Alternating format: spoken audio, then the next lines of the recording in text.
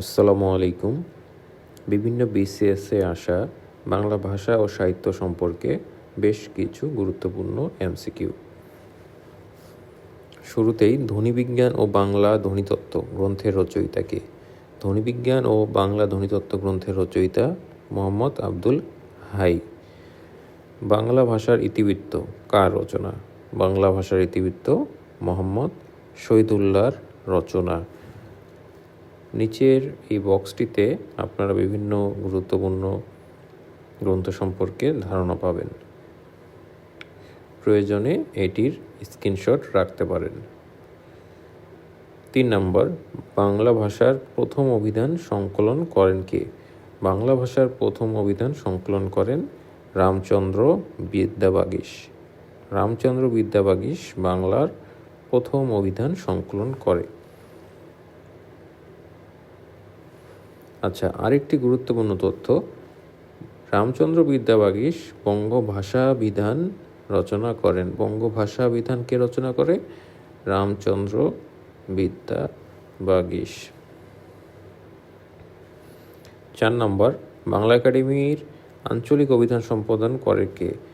বাংলা একাডেমির আঞ্চলিক অভিধান সম্পাদন করে ডক্টর মোহাম্মদ শহীদুল্লাহ। বাংলা একাডেমি সংক্ষিপ্ত বাংলা অভিধান এর সম্পাদক কে? বাংলা একাডেমির সংক্ষিপ্ত বাংলা অভিধানের সম্পাদক আহমদ শরীফ।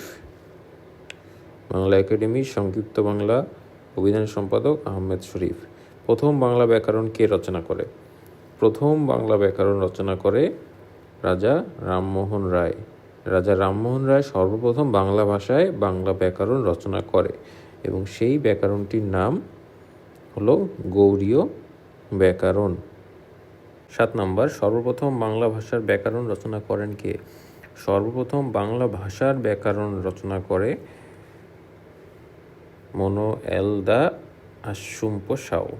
মনোএলদা আশুম্পসাও সর্বপ্রথম বাংলা ভাষার ব্যাকরণ রচনা করে এবং এই ব্যাকরণটি তিনি রচনা করেন পর্তুগিজ ভাষায়।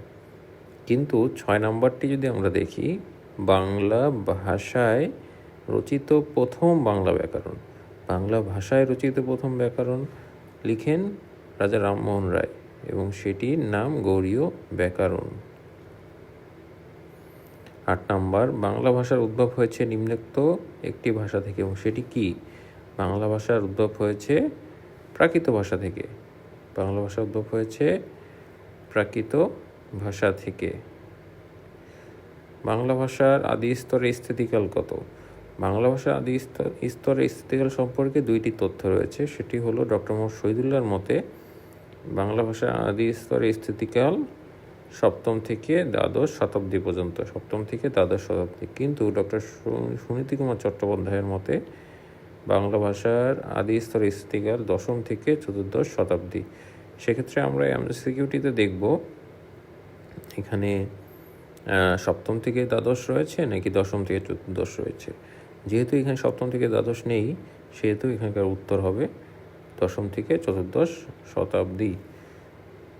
10 নম্বর, বাংলা লিপির উদ্ভব হয়েছে নিচের কোন লিপি থেকে? বাংলা লিপির উদ্ভব হয়েছে ব্রাহ্মী লিপি থেকে।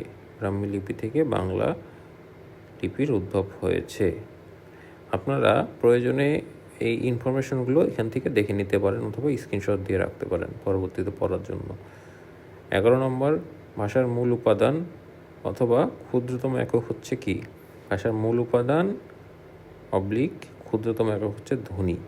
ধ্বনি হলো ভাষার মূল উপাদান অথবা ক্ষুদ্রতম একক।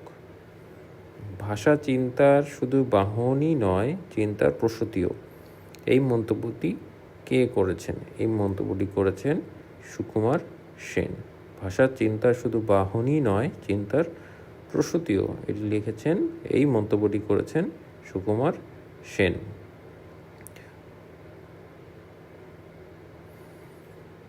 ব্যাকরণ শব্দের ব্যুৎপত্তি কোনটি? ব্যাকরণ শব্দের ব্যুৎপত্তি হলো বিযোগ আযোগ ক্রিযোগ অন। এখানে ক নম্বরটি হলো অ্যান্সার।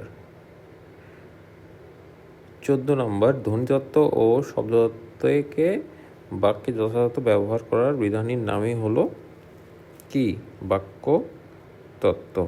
সন্ধি ব্যাকরণের কোন অংশে আলোচ্য বিষয়? সন্ধি ব্যাকরণের ধ্বনিতত্ত্ব অংশে আলোচ্য বিষয়।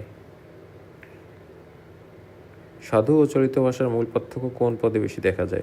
সাধু ও চলিত ভাষার মূল পার্থক্য সবচেয়ে বেশি দেখা যায় ক্রিয়া এবং সর্বনাম পদে। সাধু ভাষা সাধারণত কোথায় অনুপযোগী? সাধু ভাষা সাধারণত নাটকের সংলাপে অনুপযোগী। তৎসম শব্দ ব্যবহার কোন রীতিতে সবচেয়ে বেশি হয়? তৎসম শব্দ ব্যবহার সবচেয়ে বেশি হয় সাধু রীতিতে।